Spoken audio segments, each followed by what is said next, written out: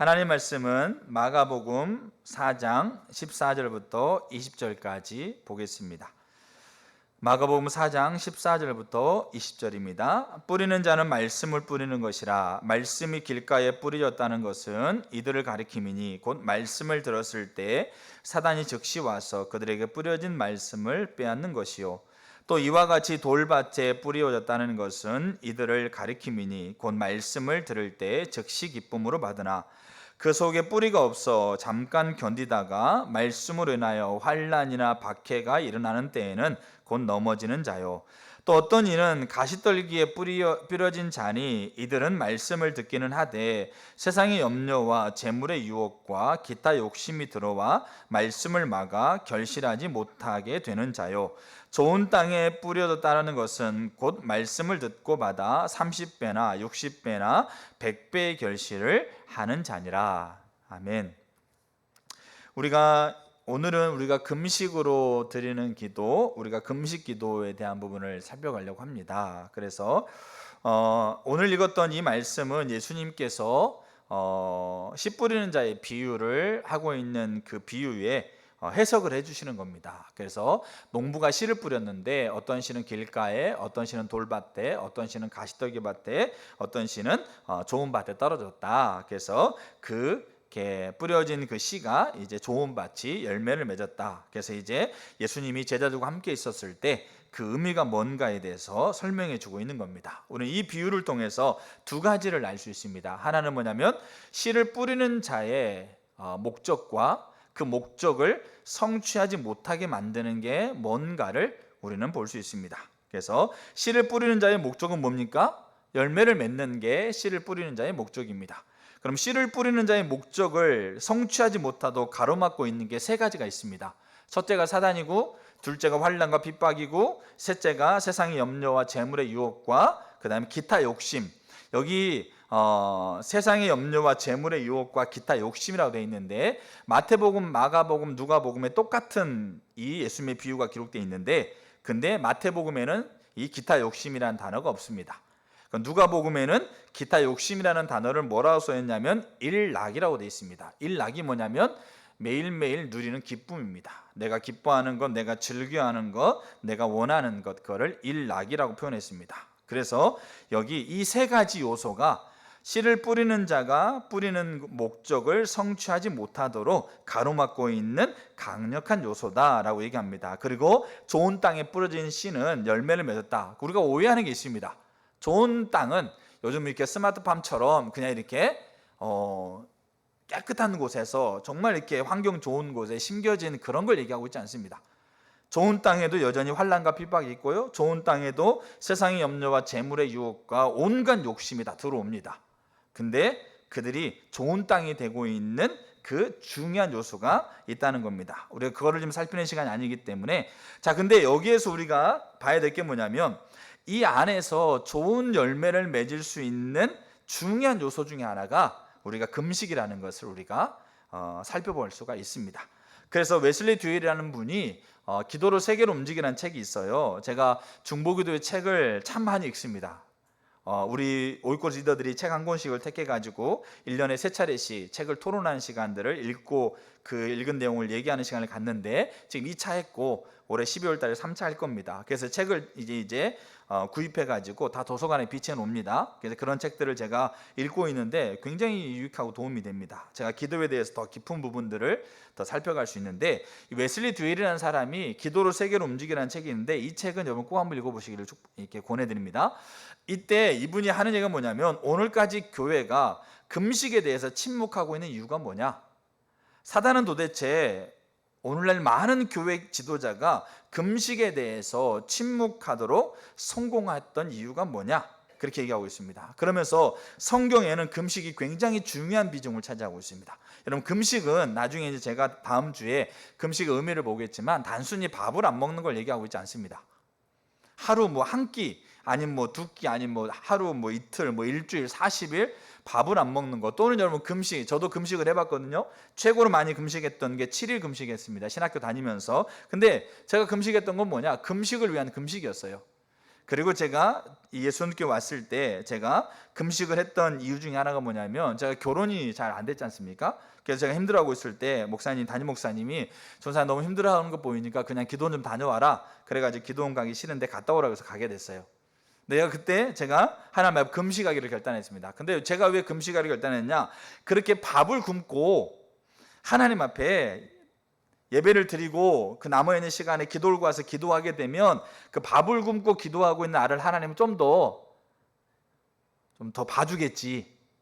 그래도 얘가 자녀가 밥을 굶고 뭡니까? 땡깡을 부리면, 그러면 부모의 눈길이 더 가는 것처럼 꼭 그런 의미예요. 제가 밥을 굶고 그렇게 하나님 앞에 기도하면 그래도 하나님이 내가 지금 어려운 환경과 상황 가운데 있는 내 모습을 좀 봐주겠지. 그래가지고 금식했어요. 근데 그것도 하루 했어요. 하루 지난 다음에 하나님이 저희 응답을 주셨기 때문에 그래서 금식을 안 했는데, 문제는 우리가 금식은 그런 게 아닙니다.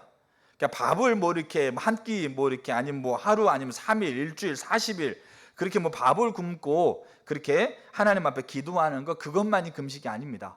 금식을 제가 왜 사단이 오늘날 교회에서 금식을 이야기하지 못하게 만들었는가를 제가 금식에 대한 거를 살피면서요 정확하게 보겠더라고요. 금식은 강력합니다. 특별히 금식은 대부분 기도와 연결되어 있는데, 금식은 정말 우리에게 강력한 힘을 갖습니다. 그래서 사단은 금식을 가로막아 버렸다고 우리가 알 수가 있습니다. 그래서 이 웨슬리 듀에라는 사람이 존 웨슬리라는 분의 얘기를 쓰면서 이렇게 얘기하고 있습니다. 금식하지 않는 사람은 한 번도 기도해 본 적이 없는 사람과 마찬가지로 결단과 하늘나라에 들어갈 수 없다. 여기서 말하는 금식은 밥을 굶는 것만 얘기하고 있지 않습니다. 자, 그래서 우리가 이 마가복음 4장에서 우리 안에 하나님께서 우리 가운데 주고 있는 그 생명의 열매를 맺지 못하게 하는 강력한 요소를 세 개 얘기하면서, 그 중에 세 번째가 세상의 염려와 재물의 유혹과 기타 욕심이에요. 그것을 우리가 절제하고, 그것을 우리가 부인하고, 그것을 우리가 끊어내지 않으면 우리는 결실하지 못하게 되는 그 심각한 자리에 처하게 된다는 거죠. 자, 그래서 우리가 이 금식으로 드리는 기도에 대한 부분들을 좀 이제 살펴가려고 합니다. 우리가 여러분들 시골에서 지내신 분은, 농사를 지어보신 분은 금방 아실 거예요. 그러니까 시골에 안 지내보신 분들도 아마 주말 농장 뭐 이런 거 했던 분들은 아마 제 얘기를 좀 금방 이해할 겁니다. 저는 고등학교 때까지 시골에 살았기 때문에 뭐 크게 막 농사 막 그렇게 짓고 그러진 않았습니다. 근데도 뭐 이렇게 농사일에 같이 했었죠. 근데 대전에 이제 제가 목회할 때, 그때 저희 교회 지체 중에 하나가 땅을 가지고 있었어요. 교회에서 한 30분 정도 가면 땅이 있었는데, 그 땅에 이제 우리가 교회에서 같이, 그 땅이 이제 그냥 이렇게 놀고 있으니까 그 땅에 우리가 매 주말마다 가가지고 이렇게 좀 농작물을 심어가지고 한번 우리가 키워보자. 그래가지고 이제 가가지고 땅을 고르고 거기에 이제 씨앗을 뿌려가지고 농작물을 키우게 됐어요. 저는 고추, 방울토마토, 상추 이런 것들 심었습니다. 자, 근데 그렇게 심어놓고 이제 싹이 나고 이제 줄기가 맺어가고 있는데, 거기에 우리가 다 이렇게 한번 경험해 본 분도 계시겠지만 같이 자라고 있는 게 잡초이죠. 근데 이렇게 매일매일 그게 갈 수 있는 게 아니기 때문에 한 주 지나고 뭐 가고, 때로는 두 주 지나고 가고 그러는데, 여러분 지금 이제 거짓말 안 하고요, 한 주 지나고 가고 두 주 지나고 가면 이 잡초가요 이 허리만큼 올라옵니다. 그럼 가가지고 그거 캐다 와요. 그럼 이제 또 가고, 또 한 주 지나고 두 주 지나고 가면 또 허리만큼 올라와 있어. 그럼 또 캐.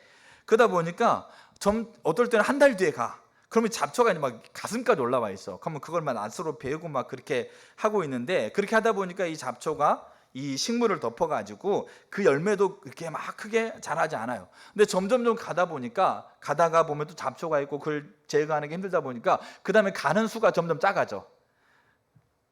그러다 결국 안 가게 돼요.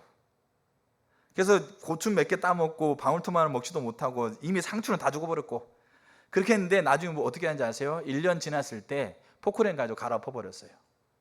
다시는 안 갑니다. 여러분, 이게 잘 보세요. 우리의 삶에서 그대로, 우리 삶 가운데 그대로 적용되고 있는 중요한 법칙이에요. 우리 가운데 세상의 염려와 재물의 유혹과 온갖 욕심 우리 가운데 들어왔을 때 우리가 그거를 부인하거나 절제하거나, 다윗은 이걸 미워하다는 표현을 쓰고 있어요. 그렇게 우리를 가운데 이거를 제거하지 않으면, 이게 금식입니다. 이거를 제거하지 않으면 그게 우리가 가지고 있는 생명을 뒤덮어 엎어버립니다. 그리고 그것들이 우리 가운데서 생명을 쌓지 못하게 되면 점차 그 자리가 안 가게 되고 나중에 아예 그냥 갈아엎어 버립니다. 그 생명만 그 남아있는 나무마저도요 그냥 잡초처럼 그냥 갈아엎어 버리고요 그냥 안 가게 돼요 다시. 여러분 우리가 우리가 그 어떤 것도 우리가 보다 보면 우리의 삶 가운데 금식이 무너졌을 때 그때 우리 삶 가운데 나타나는 결과는 갈아엎어 버리는 결과밖에 없어요. 거기에는 생명의 요소까지도 거기에는 함께 쓰레기처럼 갈아엎어지는 거죠. 아무리 하나님이 살아있고 아무리 하나님 우리에게 생명이고 아무리 하나님이 능력이라고 그래도 우리가 쓰레기처럼 처분해가지고 갈아엎어 버리는데 거기에 뭐가 있겠습니까? 그래서 사단은 교회에서 금식을 단순히 그냥 하루 한 끼 아니면 뭡니까? 3일, 일주일 그것도 금식을 위한 금식 아니면 그렇게 금식하면 내가 기도하고 내가 원하는 것 하나님 앞에 간구하고 있는 것 하나님이 조금 더 나에게 좀 더 관심을 보여주겠지 조금 더 그렇게 밥 굶고 하나님 앞에 애타게 막 그냥 이렇게 부르짖으면 하나님이 그래 불쌍히 여겨서라도 도와주겠지 우리가 그런 아주 어린애 같은 차원에서 우리가 그렇게 접근하고 있는 거예요. 근데 성경이 말하고 있는 금식은 그렇지 않아요. 여러분 제가 성경에서 금식이라는 단어를 쳐보니까 56번 나와요. 근데 56번의 상황이 아니고 그 안에 이제 금식이라는 말이 여러 번 반복되는 게 있는데 그래서 모세가 금식했던 거 이런 여러 가지 금식이라는 단어는 없지만 금식했던 배경들을 보게 되면 약 50여 가지가 금식에 대한 내용을 쓰고 있어요. 그래서 성경은 굉장히 금식을 비중있게 차지합니다. 그리고 굉장히 금식을 중요하게 생각합니다. 근데 오늘날 우리에게는 금식이 자기를 부인하고 세상의 염려와 재물의 유혹과 온갖 욕심과 일락이 우리 가운데 있음에도 불구하고 그를 절제해라, 그를 부인해라, 아니라 그를 미워해라 우리가 이렇게 얘기하고 있는 것에 대해서 교회는 입을 닫아버렸어요. 근데 이 금식이 우리 가운데 회복돼야 돼요. 오늘 제가 지금 금식에 대해 나눌 텐데 여러분들이 여러분 자신을 한번 돌아보세요. 우리가 정말 하나님의 사람으로서 금식하고 있는가를 한번 돌아보셔야 되고 근데 거의 대다수의 사람이 금식 안 합니다. 몇 끼 굶는 거 제가 이걸 얘기하는 게 아니에요. 제 친구 중에 하나가요 학교 다니면서 40일 금식했던 애가 있어요. 정말 저는 미쳤다고 생각했어요. 근데 걔가 금식한 이유가 뭔지 아십니까? 결혼하고 싶어서. 근데 40일 금식하니까요 진짜 여자친구가 생겼어요. 그래서 결혼해가지고 지금 저기 상암동에 살고 계세요. 정말 대단한 친구인데 우리가 그렇게 우리의 목적을 우리가 하나님 앞에 얻어내기 위한 수단으로는 금식을 몇 번 해볼지 모르지만 성경에서 말하고 있는 유의 금식이 우리 가운데 다시 회복돼야 되는 부분이 있어요. 그래서 여기서 금식을 이제 제가 이번 주 다음 주에 걸쳐서 이렇게 좀 자세하게 나누려고 합니다. 자, 첫 번째 성경에 나타나는 금식의 예를 좀 보려고 합니다. 여러분 성경에 금식이라는 단어가 56번 등장합니다. 그리고 금식이라는 단어는 등장하지 않지만 금식을 했다라고 40일 40주야를 이렇게 밥을 안 먹었던 모세의 예는 금식이라는 단어가 안 나오죠. 근데 밥을 안 먹었다. 여호수아 같은 경우는 하루를 하나님 앞에 머물렀다. 이렇게 얘기하면서 금식했던 것을 유추해 볼 수가 있습니다. 자, 그래서 성경에서 금식을 했던 예들을 제가 쭉 찾아봤어요. 그리고 이번 한 주간 동안 간단하게 정리를 했습니다. 그래서 제가 그것들을 이렇게 좀 같이 나누려고 합니다. 그러면 그 금식이 잘 보세요. 그 금식이 정확하게 뭐와 연결되어 있냐면 기도와 연결되어 있는 것을 볼 수 있게 되어 있어요. 금식이 정확하게 기도 안에 포함되어 있는 거라고 우리가 정확하게 좀 볼 수가 있어요. 자, 그러면 그렇게 성경에 나타나는 금식의 예입니다. 첫 번째, 어려운 상황 가운데 하나님의 뜻을 묻기를 원했을 때 그들은 금식했어요. 사사기 20장에 이런 배경이 나오는데 레위 지파의 한 사람이 두 번째인지 세 번째는 나와 있지 않는데 성경에 첩이라고 돼 있어요. 그러니까 우리가 이제 그런 단어들은 옛날 용어이기 때문에 근데 이제 아내를 그렇게 얻게 됐어요. 그 당시에는 이제 일부 다처가 이제 그렇게 문화상으로 그렇게 관습으로 그렇게 내려오고 있었기 때문에 근데 그것도 이제 하나님이 점차적으로 이제 그런 것이 이렇게 옳지 않는 것인 것을 계시해 준 거죠. 근데 이 당시에는 이제 그런 일이 있었어요. 근데 이제 이 레위 지파 사람 중에 한 명이 그렇게 아내를 얻게 됐어요. 근데 이 아내가 조금 행실이 조금 이제 문제가 있었습니다. 그래가지고 이 남편을 이렇게 떠나서 그냥 자기가 살고 있는 지역에 가가지고 그냥 이렇게 자유롭게 사는 거죠. 그래서 이제 이 레위 지파에 있는 이 남편이 이제 그 아내의 집에 갔어요. 장인 장모 만나가지고 아내 만나가지고 얘기를 하고 이렇게 설득을 해가지고 이제 아내를 다시 데리고 오는데 장인이 며칠만 더 있어라 아니 며칠만 더 있어라 그러다가 이제 이 이 장인 집에서 이제 며칠 있다가 이제 이 아내를 데리고 자기 지파가 이제 그 당시 이제 그 가나안을 점령했을 때 12지파가 땅을 분배하지 않습니까? 자기 지파로 이제 아내를 데리고 오는 과정 가운데 어느 지파의 지역에 머물게 됐냐면 베냐민 지파라고 하고 있는 그 지파 땅에 머물면서 거기에 한 집에 가서 이제 하루를 머물게 됐어요. 요때 제2의 소돔과 고모라 사건이 벌어집니다. 요때 성경에 보면 정확하게 소돔과 고모라 때 있었던 사건과 똑같아요. 그 마을에 낯선 사람이 들어왔는데 여자를 데리고 왔다. 그래가지고 어느 지역에 머문다. 그래가지고 베냐민 지파의 불량배들이 와가지고 그 여인을 내놓으라고 그럽니다. 근데 그 여인을 돌보고 있었던 그 마을, 아니 그 집에 노인이 내 딸이 있으니까 차라리 내 딸을 데려가라. 정확하게 소돔과 고모라의 스토리가 계속 반복됩니다. 근데 이 베냐민 지파의 불량배들이 그 레위 지파의 아내를 데리고 가서 유린하기 시작합니다. 그리고 이 여인이 밤새 유린당하고 여인이 이제 집으로 돌아옵니다. 돌아오다가 이 레위 지파 이 사람이 머물고 있는 집 앞에서 이 여인이 이렇게 문을 두드리고 그 자리에 죽습니다. 레위 지파 사람이 문을 열어보니까 아내가 죽어 있는 거예요. 유린당하고 죽어 있는 거죠. 레위 지파 사람이 이 아내의 시신을 들고 자기 지파로 돌아와서 이 시신을 12조각을 냅니다. 12조각을 내가지고 각 지파에 이 아내의 시신을 보냅니다. 보내고 나서 얼마나 같은 민족임에도 불구하고 얼마나 참담한 죄가 있는가에 대해서 호소하고 우리가 이 베냐민 지파에 대해서 그냥 놔두게 되면 하나님이 가지고 있는 공의에 우리가 서지 못하고 타협하는 거라고 얘기하면서 베냐민 지파의 전쟁을 호소하게 됩니다. 그랬을 때 이스라엘 백성들이 그 소식을 듣고 모입니다. 모이고 하나님 앞에 모여서 그들이 기도합니다. 하나님, 이 베냐민 지파의 전쟁을 하나님 허락하십니까? 그 전쟁을 하려고 하면 선두에 서는 지파는 누가 되었으면 좋겠습니까? 그렇게 기도했을 때 하나님이 전쟁에 허락을 하시고 유다 지파를 선두에 세우십니다.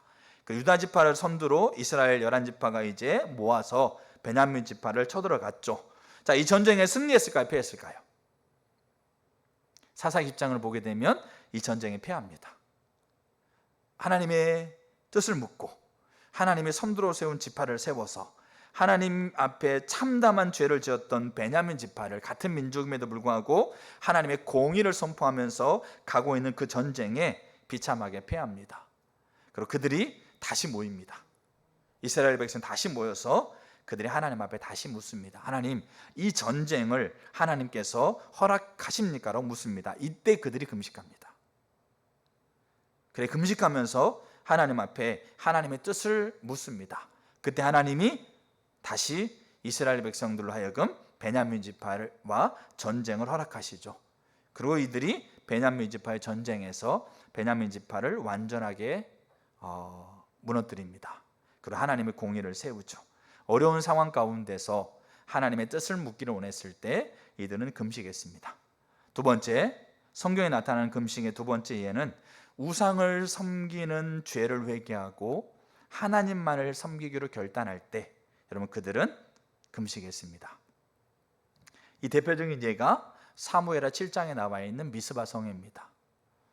이스라엘 백성들이 블레셋으로부터 계속 전쟁에 괴롭힘을 당하고 법궤는 빼앗기고 그렇게 되어져 가고 있는 과정 가운데 그들이 정말 어려운 상황 가운데 그들의 마음 가운데 하나님의 은혜를 부으셔서 여호와를 생각하게 됐어요.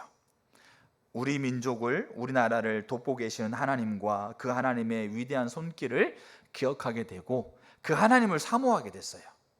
하나님이 정말 필요하구나. 하나님 없이는 정말 우리의 삶이, 이 나라가 정말 하나님 없이는 이 블레셋의 위협 하나도 우리가 해결할 수 없구나라고 하면서 성경에 보니까 하나님을 사모하게 됐어요. 그 하나님을 사모하는 하나님의 은혜가 그들 가운데 점점점 세워져 갔을 때 사무엘이 이스라엘 백성을 향해 선포합니다. 미스바로 모여라. 근데 미스바로 모여라고 하면서 뭐라고 하냐면 너희들 안에서 아스다롯을 제거하고 여호와를 섬기려고 하면 미스바로 모여라. 그래서 이들이 미스바에 모여서 그들이 금식합니다. 금식하면서 뭐 했겠어요? 하나님에게 아스다롯을 섬겼던 것을 회개합니다. 이 아스다롯은 뭐냐면 그 당시의 신이었어요. 이 신은 뭐냐면 자기가 원하는 것, 자기가 필요한 것, 자기가 갖고 싶어 하는 것을 이루어 줄 수 있는 존재라고 여기면서 그들은 믿었던 거예요. 그러니까 하나님보다 자기의 원함과 자기의 필요를 채워주고 필요를 해결해주는 존재인 아스다롯을 더 사랑하고 더 귀하게 여기면서 그것들을 마음에 품고 있는 죄악을 회개하고 다시 우리는 하나님만을 섬기겠다는 그 결단, 그 돌이킴을 하나님 앞에 고백하고자 그들이 하나님께 회개합니다.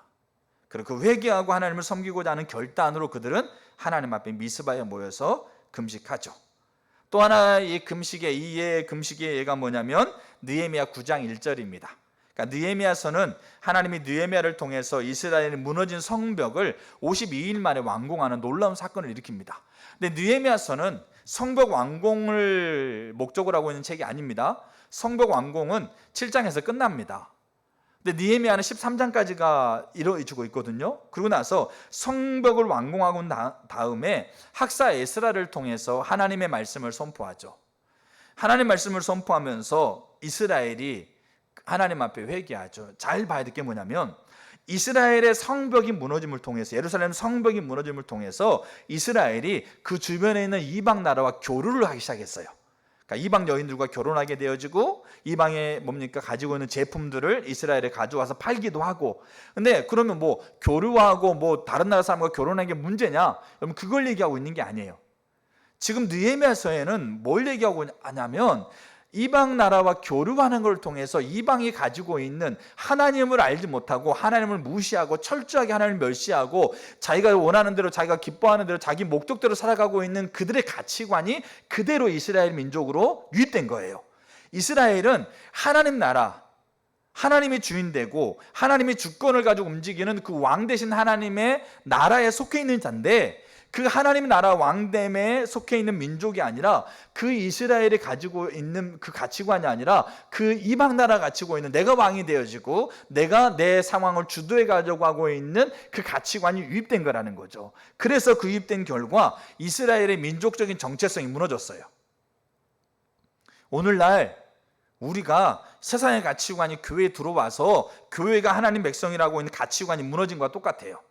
이 정체성이 완전하게 이스라엘 나라 가운데 무너졌는데 하나님이 그 정체성을 다시 회복하기 위해서 성벽을 재건하고 그러고 나서 학사 에스라를 통해서 우리가 누구냐, 우리가 어떤 민족이냐, 우리가 하나님께서 우리에게 무슨 일을 하셨고 어떤 목적을 가지고 우리를 하나님이 세워가고 있느냐, 이것에 대해서 학사 에스라를 통해서 선언하게 하시고 그들이 9장 1절에 그들이 이방의 문화를 받아들이고 이방 가치관에 의해서 우리의 정체성이, 그래서 하나님의 주권 안에 머무르는 것보다 세상에서 말하고 있는 걸 더 좋아 보이고 더 즐거워 보이고 그것을 추구해 가고 있고 그것이 우리 안에 하나님보다 더 소중한 것으로 자리 잡고 있는 것을 회개하고 하나님께 돌아가기를 선택하고 결단하는 그 의미로 9장 1절에 하나님 백성들이 금식합니다.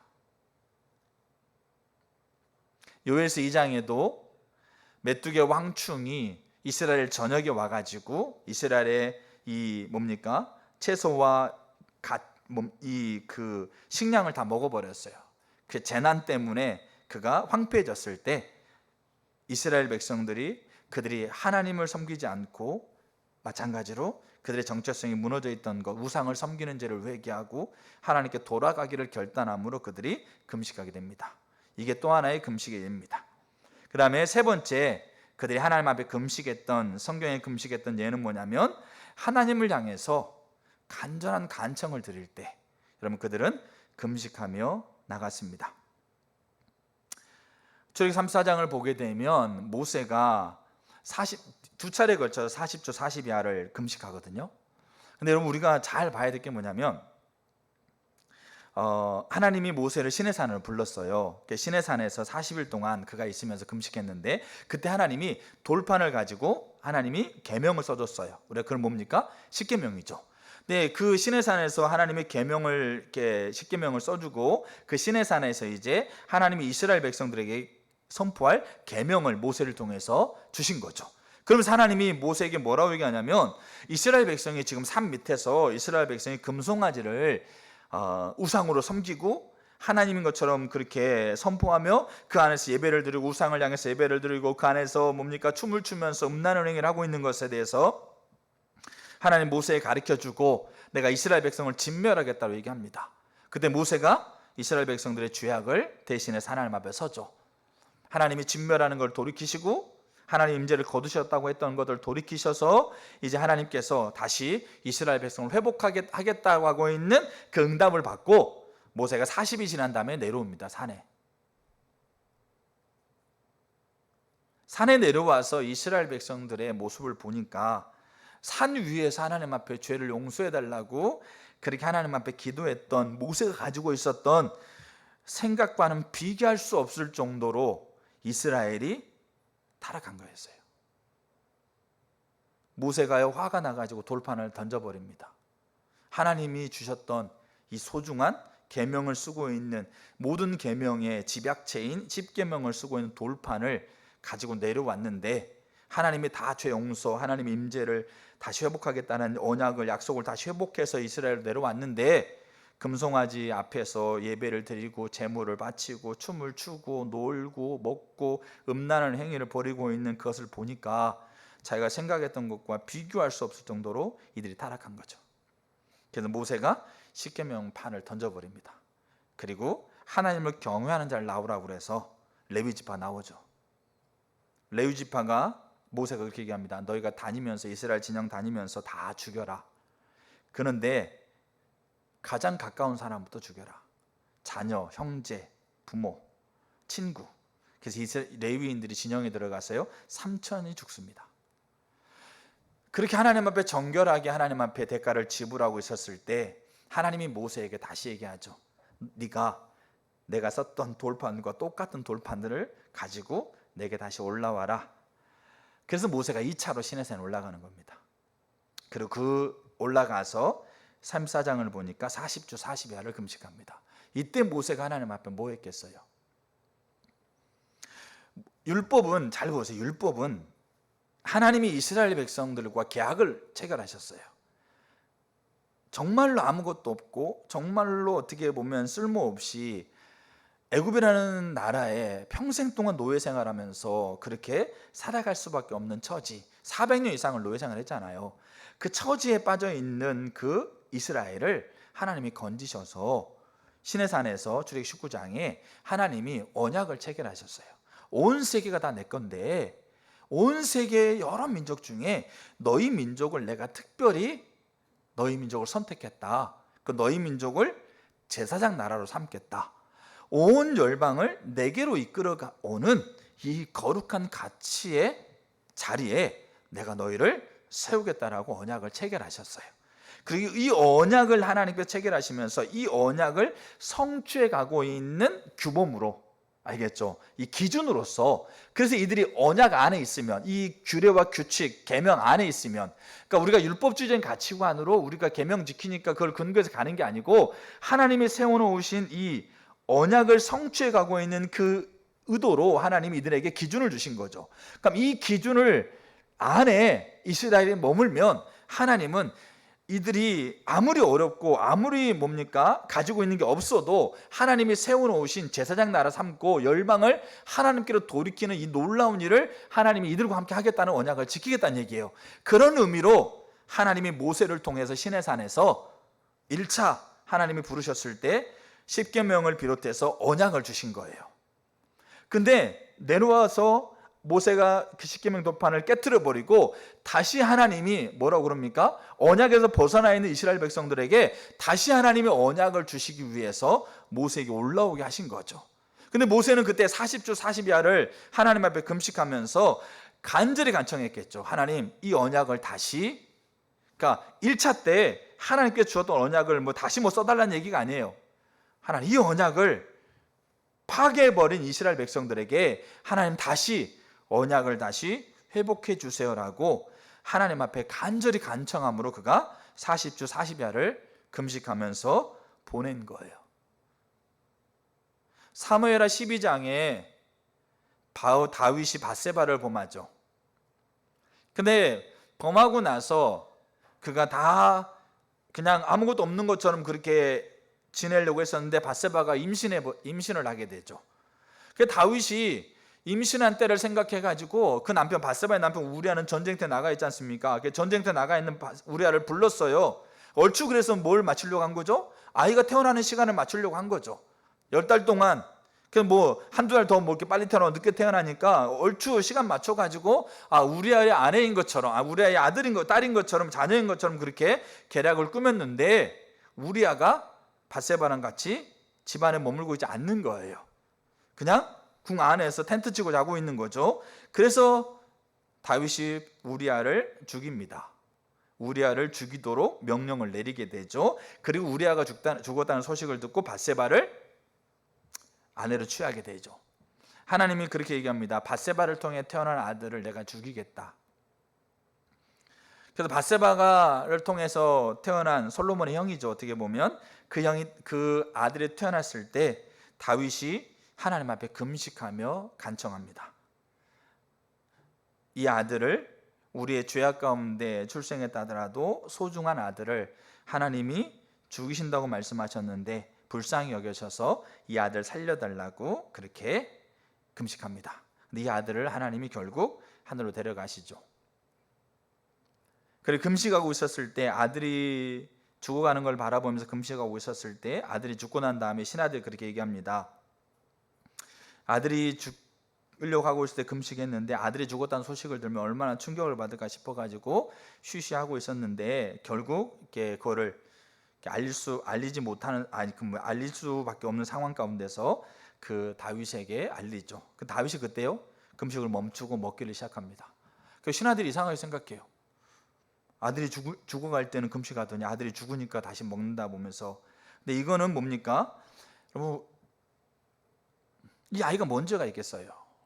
이 생명을 하나님 취해 가시는 걸 보면서 그렇게 내가 기도했는데 내 죄를 회개하고 바세바를 범한 사건, 우리아를 죽이도록 조장한 사건에 대해서 하나님 앞에 그렇게 눈물로 침상을 띄우면서 회개했는데 우리의 죄 가운데 태어난 이 아이를 할지라도 뭔 죄가 있냐고요. 하나님 얼마나 이렇게 너무하십니다라고 다윗이 그렇게 하나님 앞에 원망하고 설 수 있는데 다윗은 그렇게 하지 않았어요. 그 하나님의 선하신 결정임을 신뢰하고 그걸 받아들인 거죠. 근데 문제는 뭐냐면 다윗이 간절하게 하나님 앞에 간청을 드릴 때 그가 금식합니다. 시편을 보게 되면 다윗이 자기를 괴롭히고 자기를 미워하는 자들로부터 자기를 돌보시도록 하나님 앞에 간절히 간청할 때 그는 시편에 보면 그가 금식했다고 표현되고 있습니다. 그리고 질병의 치유를 위해서 그가 금식했다라는 걸 볼 수 있습니다. 뿐만 아니라 다니엘 9장에서는 다니엘이 예레미야서를 통해서 이스라엘의 회복이 가까웠다라는 것을 깨닫고 이스라엘의 회복을 위해서 간절히 간청할 때 그는 금식했습니다.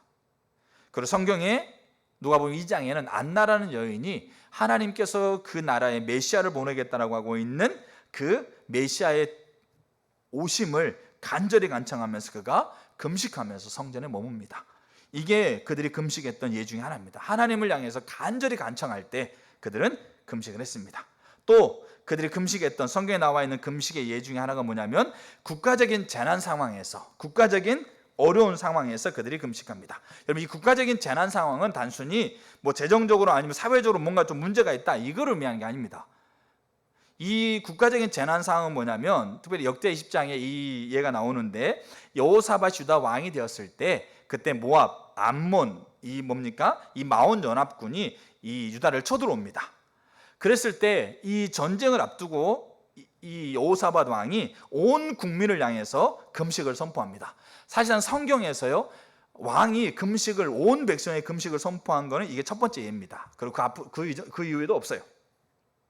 근데 여호사밧이 금식을 선포했던 게 뭐냐면 이 전쟁이 누구에 속해 있다는 거죠? 전쟁이 하나님께 속해 있다는 거예요. 그 암몬, 모압, 마온 연합군들이 쳐들어오고 있는 이 거대한 군세 앞에서 그들이 하나님이 전쟁에 주관하고 있고 하나님이 돕지 않으면 이 하나님께서 우리나라를 이끌어가고 있고 우리나라의 주관자가 되고 있다는 것을 하나님께서 드러내지 않으면 이 전쟁에 승리할 수 없다는 걸 알기 때문에 여호사밧이 온 국민에게 금식을 선포하고 자기 자신도 금식하면서 하나님 앞에 머뭅니다. 그때 하나님께서 그에게 이 전쟁은 내게 속해 있다는 것을 말씀하시고 찬양팀을 세워가지고 그렇게 전쟁에 나가도록 하고, 하나님이 예비하신 자로 인해서 모압, 암몬, 마온 연합군을 철저하게 무너뜨립니다. 국가적인 재난 상황에서 에스더 4장을 보게 되면 모르드게와 이스라엘 백성이 하나님 앞에 금식합니다. 이 모르드게와 이스라엘 백성이 하나님 앞에 금식했던 이유는 뭐냐면, 하만이라는 사람에 의해서 왕에게 이스라엘 백성들에 대한 이 잘못된 정보를 왕에게 전달하고, 이 하만이 모르드게가 자기보다 더 높아진 것을 시기해 가지고 모르드게가 속해 있는 이스라엘 백성을 다 죽이려고 그랬거든요. 그래서 이스라엘 백성에 대한 잘못된 정보를 왕에게 제공해서 이스라엘 백성이 왕을 반역하려고 한다, 그런 정보를 제공해 가지고 왕으로부터 이스라엘 백성을 집단 학살하는 조서를 얻어냅니다. 아직까지 그 조서가 발표돼 가지고 시행되지 않았는데, 그 왕궁에서 되어졌던 일들을 모르드게가 듣고 이스라엘 백성들을 향해서 금식을 선포합니다. 국가적인 재난 상황에서, 그리고 에스더, 그 당시에 왕비였던 에스더에게 똑같이 이스라엘 백성들의 억울함을 호소하도록, 왕 앞에 가서 이스라엘 백성을 호소하도록 그렇게 촉구하죠. 처음에 에스더 안 가려고 그랬어요. 그 전임 왕비가 왕이 부르지도 않았는데 불쑥 왕 앞에 들어갔다가 폐위당했거든요. 그리고 에스더가 왕비로 세워졌기 때문에 그렇게 가는 게 부담스러워서 처음에는 머뭇머뭇거렸죠. 근데 모르드게가 강력하게 질책합니다. 하나님이 너를 왕비로 세우는 것이 뭐 때문에 그러느냐? 네가 이스라엘 백성이 집단 학살을 당하면 그 책임에서 네가 벗어날 수 있겠느냐? 이러면서 강력하게 책망하고, 다시 에스더가 자기도 금식하고, 그리고 이스라엘 백성들에게 금식해 달라고 얘기합니다. 국가적인 재난 상황에서 그가 하나님 앞에, 에스더가, 모르드게가, 이스라엘 백성이 금식합니다. 하나님에게서 멀어지는 결과, 하나님이 그들을 심판하고 하나님이 그들에게 징계를 내리고 있는 그 재난 상황에서 그들이 하나님께 그 재난 상황에 대해서 하나님의 은혜를 구하기 위해서 금식하는 겁니다. 요나 3장을 보게 되면 하나님이 요나를 통해서 니느웨로 가게 합니다. 니느웨가 뭐냐면 아수르의 수도거든요. 아수르는 굉장히 잔인한 민족이고, 결국 아수르가 이스라엘을 망하게 하죠. 근데 하나님이 요나에게 이 악한, 하나님도 모르고 정말 악하게 살아가고 있는 니느웨 가가지고, 하나님이 그 악한 길에 떠나지 않으면 하나님이 저주와 심판을 내리겠다는 걸 선포하게 하세요. 요나가 니느웨 성읍을 하룻길을 관통하면서 그냥 건성건성, 어떻게 보면 하나님이 너희들의 죄악을 하나님이 심판하신다, 죄악에 돌이키지 않으면 하나님의 강력한 심판이 너에게 있다라고 그렇게 선언했어요. 그때 이 요나의 선포를 듣고, 요나의 심판의 메시지를 듣고 있었던 니느웨의 왕부터 뭡니까? 니느웨 백성들이, 그들이 하나님 앞에 금식합니다.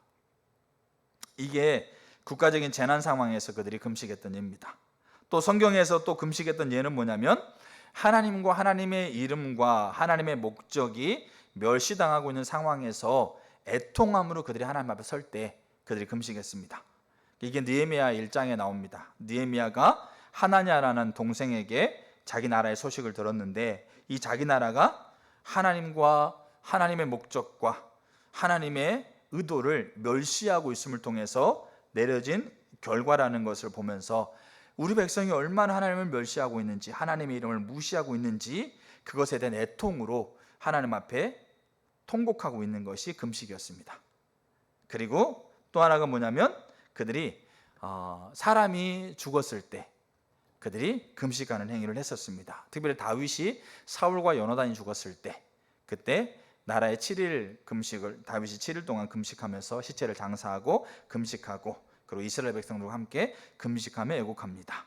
그리고 또 하나 성경에 나와 있는 금식의 예는 뭐냐면, 하나님께서 말씀하신 공적인 사역을 위해서 그 사역을 준비할 때, 그 사역을 시작할 때 금식했습니다. 마태복음 4장에서 우리가 알다시피 예수님이 공생의 사역, 하나님이 예수님을 메시아로 보내는 공생의 사역을 시작하기 전에 광야에 가서 40일 동안 금식합니다.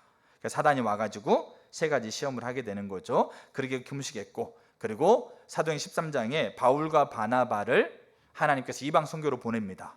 그때 이방 선교로 이들이 파송할 때 그들이 함께 금식합니다. 그리고 사도행전 16, 14장에 바울이 이제 다니면서 교회를 개척하거든요. 그리고 개척하면서 바울이 그 개척했던 교회의 지도자를 세울 때 그때 그 지도자들과 함께 금식합니다. 그러면서 금식하는 걸 통해서 이제 금식하고 기도하면서 그들에게 지도자의 권위를 부여합니다. 그리고 또 하나의 금식의 예는 정기적으로 어떤 특별한 상황이 없어도 정기적으로 그들이 하나님 앞에 금식하는 자리에 섰습니다. 이게 사도행전 13장에 나오고 있는 안디옥 교회가 그들이 정기적으로 하나님 앞에 금식하며 하나님 앞에 섰던 예입니다. 이게 성경에 나오고 있는 금식의 예인데 이것과 이제 전혀 결이 다른 금식이 하나가 있습니다. 이거는 뭐냐면 금식을 악용하고 있는 예가 있습니다. 그게 형식적으로 하나님 앞에 서고 규례와 규칙을 지키는 그 형식으로 하나님 앞에 설 뿐만 아니라 내가 하나님을 잘 섬기고 있다는 것을 자기를 과신하기 위해서 금식이라는 수단을 사용했습니다. 그 대표적인 예가 구약에는 이세벨이고 신약에는 바리새인입니다. 그러니까 이세벨이 금식했거든요. 그리고 금식을 선포했거든요. 왜 그랬냐면 이 아합 왕의 그 왕궁의 옆에는 나봇이라는 사람이 있었는데 이 나봇이 포도밭을 가지고 있었어요. 근데 아합이 자기의 왕궁을 꾸면서 이렇게 봤을 때 그때 이 나봇의 포도원까지 이 왕궁을 이렇게 좀 확장하면 굉장히 아름다울 것 같은데 근데 이 아합은 그때만 해도 좀 정신이 좀 괜찮았어. 그래서 그냥 이거를 그냥 왕의 권위를 가지고 이거를 착취하게 되면 안 된다는 생각을 가져서 나봇에게 정당한 대가를 지불하고 그 포도밭을 살려고 그랬습니다. 근데 이 나봇은 가문 대대로 이어받고 있는 땅이기 때문에 그걸 팔 수 없다고 그랬어요. 그러니까 이 아합은 이제 그렇게 하지 못하기 때문에 전전긍긍하고 있는데 이세벨이라는 여인이 이 아합의 이 고민을 듣더니 아예 염려하지 말라고 한 방에 해결해 주겠다. 그래가지고 이스라엘 백성들에게 금식을 선포합니다. 이게 재난, 국가적인 재난 상황에 금식을 선포하는 것 똑같습니다. 그렇게 해가지고 금식하는 기간 동안에 나봇에 대한 거짓 증인들을 모집하죠.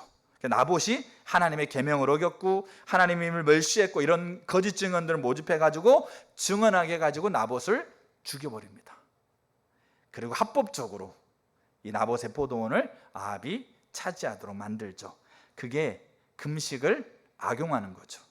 그리고 또 금식을 악용했던 것 중에 하나가 뭐냐면 신약시대 바리새인들이죠. 일주일에 여러분 2번씩 금식하는 게 율법의 규칙입니다. 그래서 그들이 형식적으로 금식했고 그들이 내가 금식을 잘하고 있고 하나님의 신앙이 좋다라는 것을 다른 사람에게 과시하기 위해서 그들은 금식했습니다. 그리고 형식적으로 하나님 앞에 금식했던 그 대표적인 예 중에 하나가 이사야 58장에 나옵니다. 그들이 하나님 앞에 금식했거든요. 근데 금식하면서 하나님 앞에 금식하면서 밥을 안 먹었어요. 그들은. 근데 다른 것은 다 먹었어요. 그러니까 하나님이 그게 뭔 금식이냐? 그러니까 밥을 안 먹고 다른 거 먹었다고 그러니까 과일 먹고 뭐 주스 먹고 그랬다는 얘기 아닙니다. 여기 나와 있는 마가음 4장에 나와 있는 세상의 염려와 재물의 유혹과 온갖 욕심을 다 먹었어요. 뭐만 안 먹었어요? 밥만 안 먹었어요. 그리고 금식했다라고 그렇게 하나님 앞에 서고 있으니까 그러면서 왜 내가 금식하면서 하나님 앞에 요구한 거 안 들어주냐고 얘기하니까 그게 뭔 금식이냐? 내가 원하는 금식은 가난한 자들의 가난을 섬기고 포로된 자들을 자유케 해주는 것이 내가 원하는 금식이다. 그렇게 이사야 58장에 얘기하고 있는 거예요.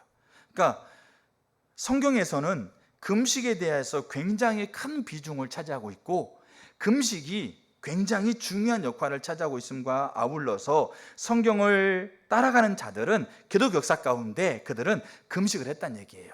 단순히 밥을 안 먹는 행위가 아니고 그들은 자기 자신을 절제하고 자기 자신을 부인하고 자기 자신을 미워하고 있는 이 금식을 그들은 했다는 얘기예요. 근데 오늘날 교회는 금식을 얘기하고 있지 않아요. 자, 이게 첫 번째가 성경에 나와 있는 금식의 예를 들었습니다. 두 번째, 그러면 왜 우리에게 금식이 필요할까? 왜 우리에게 금식이 필요할까? 두 가지 이유에서 금식이 특별히 기도와 관련해서 제가 나누려고 하는데 첫 번째는 기도가 뭔가에 대한 정의를 보면 우리는 금식이 필요하는 걸 알아요. 그리고 기도라는 것을 무너뜨리기 위해서 갖는 사단의 전략을 보면 금식이 필요하다는 걸 알아요. 그래서 우리가 오늘은 이 첫 번째만 보려고 합니다. 우리가 기도가 뭐다라고 하고 있는 것을 가장 우리가 많이 이렇게 쓰고 있는 이 정의가 뭡니까? 기도는 하나님과 뭐다? 대화다. 그 영적인 호흡이다. 그렇게 얘기를 하죠. 그래서 이 필립이 안시라는 분이 가장 쉽고도 가장 어려운 길, 기도라는 책을 썼는데 그게 에세이집 같아서 읽기 좀 이렇게 편합니다. 자, 그 책에서 이렇게 얘기를 하고 있어요. 하나님의 자녀들은 하나님의 보좌 앞으로 나아갈 수 있는 특권을 가지고 있다. 그 존전 앞에 나아갈 뿐만 아니라 보좌에 앉아 계신 분과 대화를 나눌 수 있도록 초대받았다. 우리를 가장 아끼고 우리를 사랑하는 분과의 대화로 초대를 받았다는 거죠.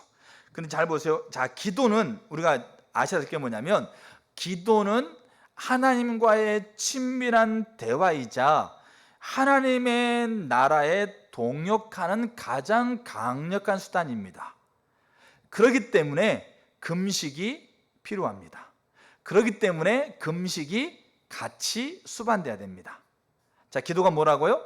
하나님과의 친밀한 대화이자 하나님의 나라에 동역하는 가장 강력한 수단이기 때문에 우리는 금식이 필요합니다. 그래서 첫 번째 우리가 지금 이제 보려고 하는 게 기도는 하나님과 친밀한 대화다. 필립 얀시라는 분은 우리는 하나님의 보좌 앞에 나아갈 수 있는 존재로 우리가 특권을 가지고 있다. 근데 이 특권 중에는 단순히 존전 앞에 나아가서 그냥 뭐 하나님이 시키는 일만 하는 게 아니라 우리를 가장 사랑하는 분과 대화를 할 수 있는 곳으로 초청한 거다. 여러분, 우리가 잘 봐야 될 게 뭐냐면 우리는, 자, 대화가, 잘 보세요. 대화가 우리는 우리가 가지고 있는 감정과 생각과 외부적인 상황과 조건에 영향을 받게 돼 있습니까? 받지 않게 돼 있습니까? 우리의 대화가 받게 돼 있죠. 자, 무슨 말이냐면 간혹가다 제 아내가 당신과는 대화가 잘 안 돼. 자, 이런 얘기를 간혹 해요. 자주 하지 않아요. 근데 저는 지금 아내랑 대화하고 있는 거예요. 지금 대화하고 있는데 아내는 당신과 대화가 잘 안 되는 것 같아, 이렇게 얘기를 한단 말이에요. 그러면 무슨 말이겠어요? 여러분들이 사랑하는 사람과 대화를 하러 갈 때 뭘 가지고 나가세요? 자, 제가 이런 경우가 있어요. 제가 어떤 교회적으로 어떤 이렇게 처리해야 될 문제가 있어요. 그러니까 처리해야 될 문제를 이걸 어떻게 해야 되지? 이거를 언제 해야 되지? 어떻게 진행해야 되지를 막 고민하고 있는 거죠. 자, 고민하고 있는 상태에서 이제 집에 갔어. 아내가 이제 뭐 이렇게 일상의 얘기도 뭐 이런 얘기 하는 거죠. 그럼 제가 이제 아내 보면서 그래. 그러면 제 생각에는 이걸 어떻게 해야 되지? 이거 언제 시작해야 되지? 이거 어떻게 시작하는 게 누구랑 같이 하지? 이렇게 생각하는 거죠. 근데 아내한테 대답하면서 뭐라 얘기하면 그래. 더 얘기해 봐봐. 그렇게 하고 있는데 내가 가지고 있는 우리의 대화는, 우리라는 존재는 우리의 생각과 우리의 감정과 우리의 외부적인 환경과 조건에 뭐 하고 있다고요? 영향을 받게 된다고요. 그러니까 우리가 대화로 나아갔을 때 상대방이, 내가 이 사람과 대화하고 있는데 이 사람이 가지고 있는 환경과 상황과 조건에 영향을 받아서 그거를 가지고 지금 나와 대화하고 있다는 걸 딱 알았을 때 그때 여러분 어떻게 느껴지겠어요? 대화가 잘 된다고 느껴지겠어요? 아니면 대화 안 된다고 생각했어요? 그 대화가 안 된다고 얘기하고 있는 거예요. 잘 보세요. 사랑하는 사람과 대화하기 위해서 뭘 가지고 가느냐? 우리가 가지고 있는 것들을 금식하지 않으면 것들을 세상의 염려, 재물의 유혹, 온갖 욕심, 내가 지금 좋아하는 게 낚시야. 지금 내일 좀 이따가 지금 1시에 지금 친구들과 낚시를 출발해야 돼. 근데 아내가 지금 얘기하고 있네.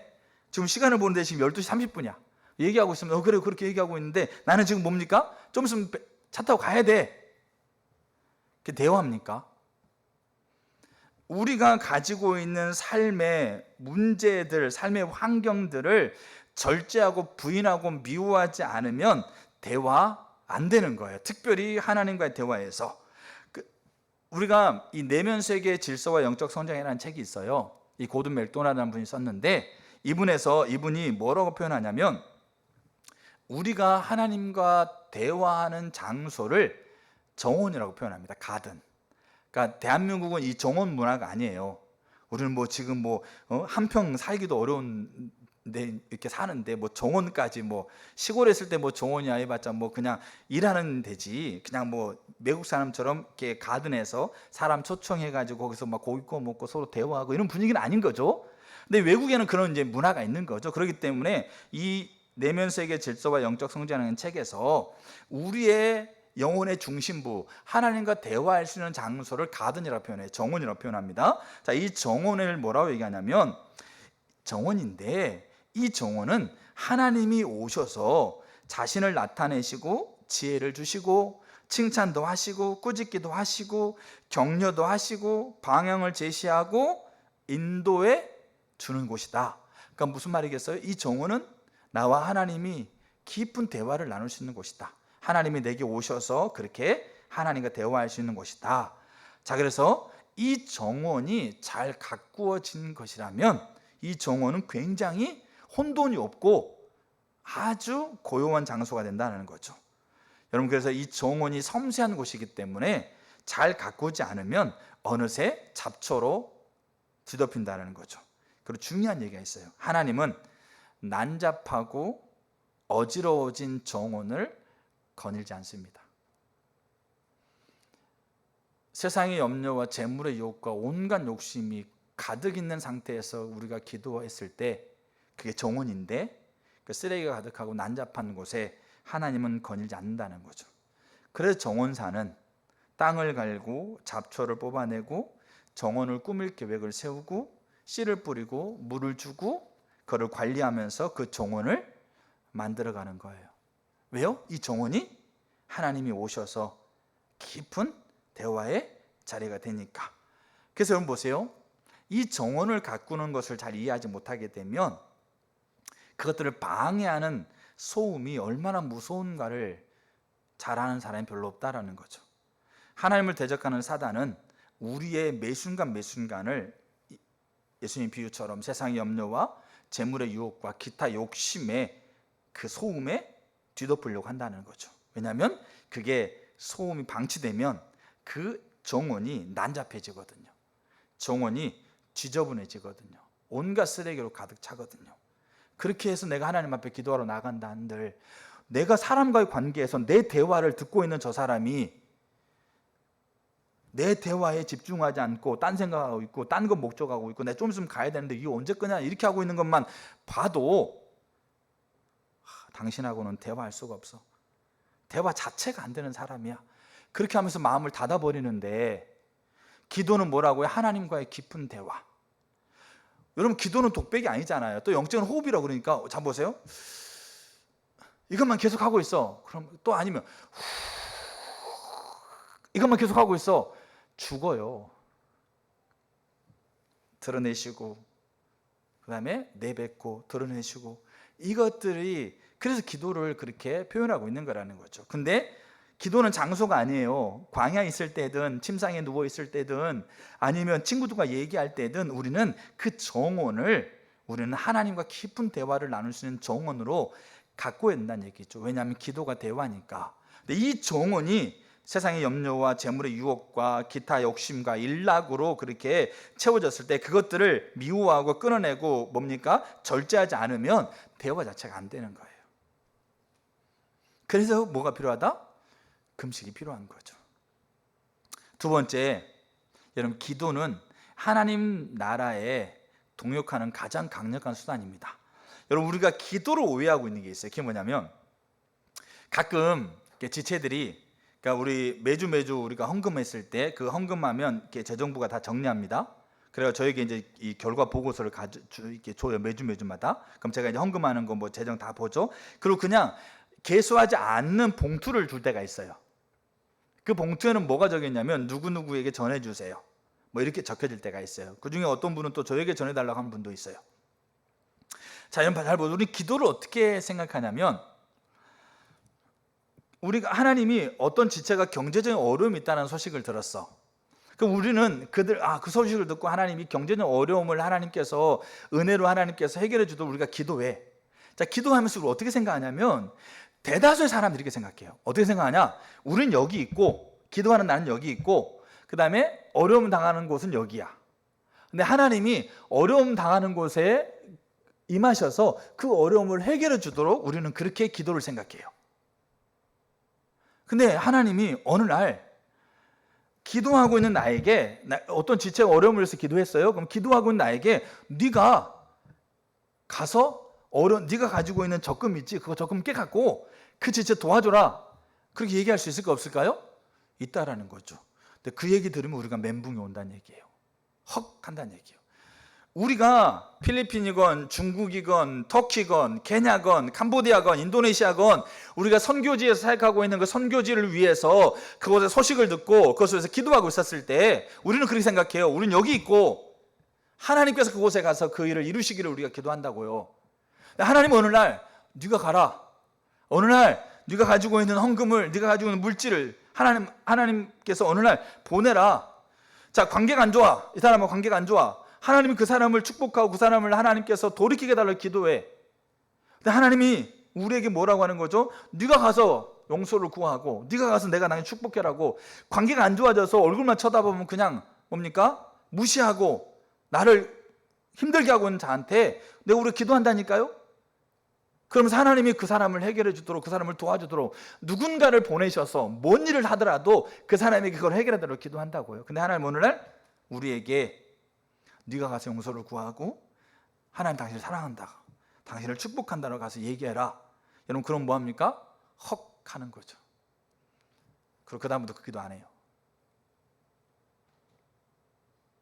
에스더가 하나님 앞에 기도했을 때 그건 뭡니까? 그는 하나님이 자기에게 가라고 한다는 것을 전제하고 기도합니다.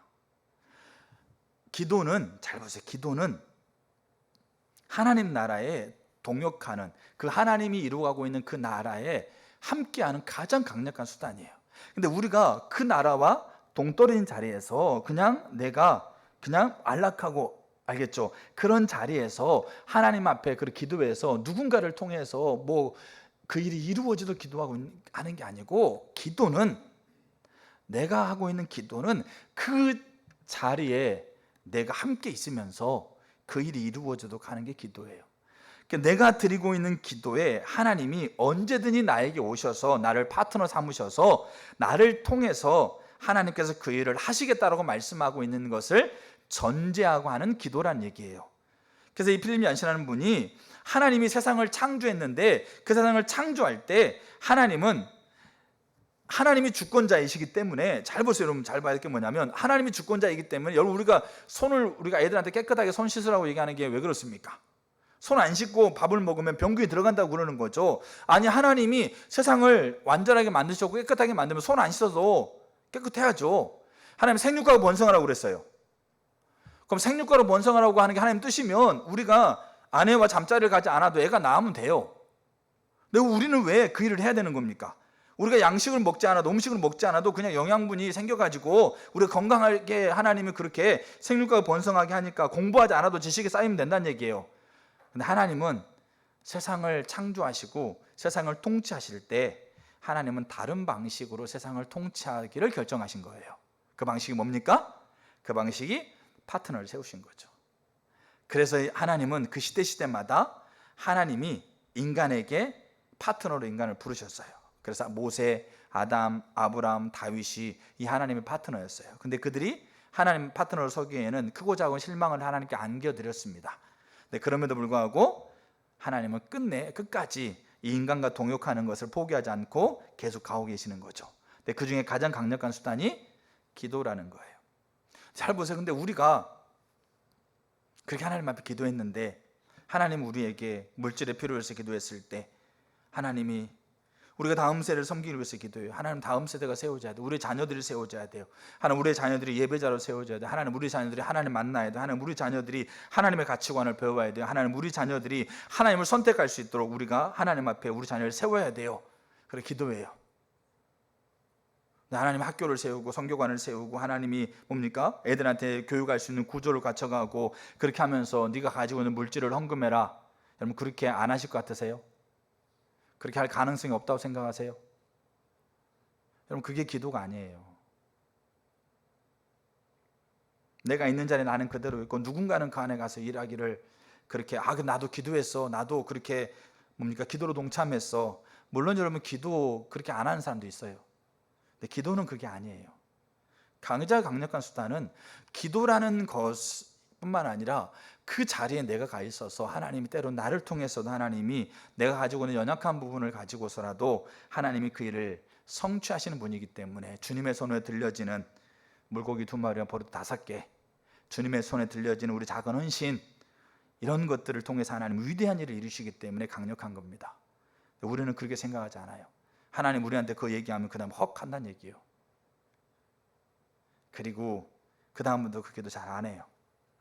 더 무서운 거 뭔지 아세요? 그렇게 기도하면 하나님이 이제 미리 알아. 내가 이거 기도하면 하나님 나한테 뭐라고 할 수도 있겠지 하면서 아예 그 기도 안 해요. 눈을 닫고 귀를 닫고 입을 닫아버린다는 얘기예요. 근데 우리가 우리의 삶에 금식이라고 하고 있는 거 있지 않습니까? 우리의 삶에 금식이라고 하고 있는, 우리의 세상의 염려, 재물의 유혹, 기타 욕심이 들어왔을 때 그거를 부인하고 그걸 미워하고 그걸 절제하고 살아가는 삶이 우리 가운데서 회복되어지고 그 삶이 우리 삶 안에서 자리매김하고 있는 그 삶으로 세워져 간다고 한다면, 그러면 우리가 하나님 앞에 기도하고 있는 것에 앞서서 하나님께서 우리에게 기도했을 때 그 기도에 하나님께서 우리에게 말씀하신다고 하더라도, 내가 지금 당장 써야 될 거, 내가 지금 당장 필요한 거 있다 할지라도 하나님 우리에게 말씀하신다 할지라도 거기에 대한 염려가 부인되어지고 거기에 대한 염려가 미워되어지고 내가 더 하고 싶은 것에 대한 것들이 절제되어지고 그게 부인되어지고, 그러면서 거기에 하나님의 나라 앞에 동참해 가고, 그렇게 에스더가 죽으면 죽으리라고 했던 것처럼 그렇게 가는 게 그게 동역이에요. 그래서 이 필립 얀시가라는 목사님이 기도는 나의 유익이 아니라 하나님의 영광을 위해서, 하나님을 영화롭게 하기 위해서 하는 것이다. 우리는 기도를 통해서 예수께서 우리 영혼, 가족, 이웃, 국가, 열방, 교회, 다음 세대들에게 다가오셔서 하나님의 이름을 영화롭게 하는 일들을 이루시도록 간구하는 거다. 그게 내가 아닌 다른 사람을 통해서 하기를 원하는 게 아니라 나를 통해서 하나님께서 그 일을 할 수 있다라는 전제를 가지고 기도하는 거다. 그래서 하나님의 거룩한 사역은 오직 기도로만 이루어진다. 마가복음 9장 29절, 기도 외에는 이런 일이 나갈 수 없다. 성경에서 기도하는 사람들을 예를 보세요. 기독교 역사에서 기도했던 사람들이 예를 보세요. 그들이 기도만 했는지, 아니면 그들이 그 현장에서 기도하고 있으면서 하나님이 그들에게 말씀하고 있는 그것에 그들이 동참했는지를 보세요. 그럼 그들이 염려가 없었겠어요? 좋은 밭이라 할지라 하더라도 세상의 염려와 재물의 유혹과 일락이 욕심이 없었겠어요? 아주 깨끗한 환경에서, 아주 아무것도 염려, 환난과 핍박이 없는 환경에서 아주 그냥 아름답게 딱 갖다 놓으니까 그게 좋은 밭이 열매를 맺었구나, 그렇게 여러분 얘기할 수 있으시겠어요? 히브리서 11장에 나와 있는 기도했던 사람들, 산으로 들로 피해 다니면서 땅굴 속에 평생을 보내었던 사람들, 불에 타 죽고 짐승에 물려 죽고 자기의 재산도 행하지 못하고 도시에서 쫓겨나야 되는 사람들, 여러분 그런 사람만 있는 거 아닙니다. 근데 기도했던 사람들이 그 기도가 강력했던 것은 뭐냐면, 기도는 하나님의 나라에 동역하는 거기 때문에 강력한 거예요. 이게 우리가 금식이 필요한 이유예요. 이게 저 여러분들이 금식을 해야 될 이유예요. 단순히 밥을 몇 끼 끊고 단순히 음식을 며칠 섭취하지 않고, 여러분 그것도 우리가 금식입니다. 그걸 제가 폄하하는 거 아니에요. 근데 우리가 금식을 그냥 그 정도로 그냥, 우리 이제 어린아이가 아니지 않습니까? 어르고 달래가지고 할 나이는 아니잖아요. 우리 안에 열매를, 지금 마가복음에서 예수님 분명히 우리에게 얘기하고 있어요. 농부가 씨를 뿌릴 때 열매를 맺기를 원하고 씨를 뿌리는데 그 열매를 가로막고 있는 것들이 3가지 요소가 있다. 근데 그것 중에 하나가 뭐냐면, 우리가 금식의 삶을 살지 못했을 때 우리는 그 열매를 맺지 못하고 있는, 여러분 삶을 한번 돌아보십시오. 금식이 여러분 삶 가운데 회복되고 있는지를, 아니면 여러분이 금식하고 있는지를 한번 돌아보시면 좋겠어요. 왜 우리가 교회 못 갑니까? 왜 우리가 하나님 앞에 헌금 못 합니까? 왜 하나님 앞에 우리가 헌신하지 못합니까? 금식하지 않아서 그래요. 하나님의 말씀을 배우고 하나님의 예배하는 자리에 왜 안 나옵니까? 왜 못 갑니까? 나중에 이제 제가 다음 주 보겠어요. 기도를 무너뜨리기 위한 그 표적을 삼고 사단이 전략을 세우고 있는 게 있어요. 그 전략 가운데 우리가 무너져요. 저 여러분들이 금식으로 회복하셔야 됩니다. 여러분들이 가지고 있는 세상의 염려와 재물의 유혹과 일락, 기타 욕심, 여기 안에는 우리가 하나님보다 즐거워하는 게 다 들어있어요. 그래서 더 많이 쓸 수가 없어서 그냥 기타 욕심이나 기타 등등이라고 쓴 거예요. 그럼 기타 등등 안에 여러분들이 가지고 있는 것들 다 들여다보시면 돼요. 하나님은 다시 우리에게 금식으로 초청하세요. 왜냐하면 금식이 강력하니까 그래요. 저 여러분들이 그렇게 다윗은 그래서 그걸 미워했거든요. 세상을 미워해야만 세상에 매력적인 대한 공동체로 설 수 있는, 산위의 도시로 설 수 있는 그 가능성이 열립니다. 그래서 오늘은 성경에서 금식했던 예들을 쭉 봤어요. 그리고 우리가 금식 왜 필요한가에 대한 이유, 첫 번째, 기도가 뭔가를 우리가 정의 내릴 때 특별히 두 가지 큰 줄기에서 기도는 대화다. 그리고 기도는 하나님 나라에 동참하는 가장 강력한 수단이라고 하고 있는 이 기도의 정의 안에서 우리에게 금식이라고 하고 있는 것이 우리 가운데 필요하다는 것을 함께 나눴어요. 다음 주에 또 다시 연결해서 나누도록 하겠습니다. 그래서 저 여러분들에게 우리가 금식하는 삶이 우리 자신들에게 결단됐으면 좋겠고요. 우리가 금식하지 못하고 있는 영역이 뭔가를 하나님 앞에 자신을 비춰달라고 기도하세요. 그러면 하나님 비추시면 여러분 그거 부인하세요. 그거 미워하시고, 알겠죠? 저 사람이 내 금식하지 못한다고 해서 저 사람 미워하라는 얘기 아닙니다. 그 배후에 존재하고 있는 가치관들을 대적하세요. 그리고 절제하시고, 그리고 이제 나중에 제 다음 주에 금식의 의미를 좀 보면 금방 알겠어요. 그렇게 우리가 하나님 앞에 선 은혜가 있었으면 좋겠습니다. 우리 찬양 같이 하고 좀 기도했으면 좋겠는데, 우리 잠시 하나님 앞에 각자가 머무셨으면 좋겠어요.